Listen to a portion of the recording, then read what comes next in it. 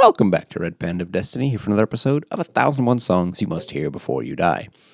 Today we are covering the third song, I think, which is Allons à Lafayette from 1928 by Joe and Cleoma Falcon. And apparently, at least according to the book, this is the first Cajun song ever recorded. Sure, I mean, it is 1928, early recording, so I guess I could believe that.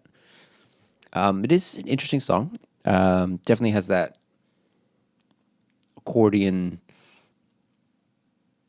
Zydeco kind of feel to it. And the vocals are bad, just kind of standard folk vocals, kind of let down by the recording equipment of the period, which is a shame. But I do find it kind of charming. You kind of bop your head to it, as you'll see a little bit later.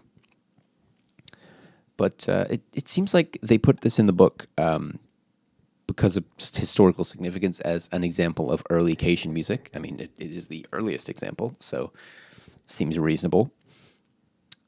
And I do find it interesting the book decided to give a short history of how Cajun people came to exist. Because it is an interesting cultural group, the Cajuns. They are a mix of Haitian immigrants and Nova Scotian almost refugees, I suppose. Basically, the British took over Nova Scotia at some point and told the French people who were living there that they could either leave or they could start speaking English and become British, and that they chose to leave because, yeah, French people don't like British people, especially back then, right? Although I'm not sure why they didn't go to Quebec. I don't know if Quebec didn't exist yet. Probably the case. But it really does take me back to a class I took in college, actually. It was like American roots music, and there was, of course, a chapter on Cajun music and how they're this weird cultural phenomenon. And the music is very clearly unique. It doesn't have the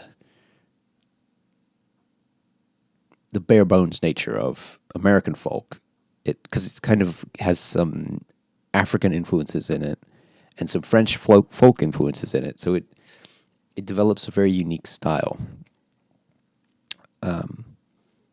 So I actually did do a video where I was saying that I do not recommend this song as a song you should hear before you die. But now I'm actually thinking that actually, as a historical footnote, as a song that's actually kind of charming, maybe it is, but I'll let you decide for yourself. Here's a sample.